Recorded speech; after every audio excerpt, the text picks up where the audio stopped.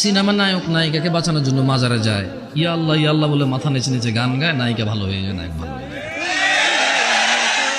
ও কোনো মেয়েকে পছন্দ হলে মাজারে যায়, তাবিজ নেয়, পানি পড়া নেয়।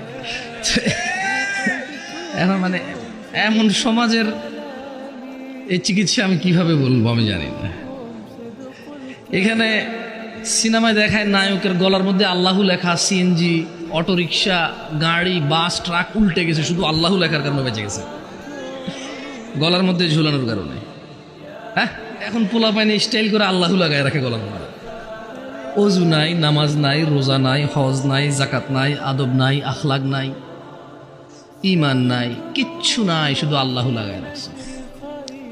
তো সমাজের যেখানে পরিস্থিতি এমন, এমন সমাজের চিকিৎসা আমি কিভাবে করবো?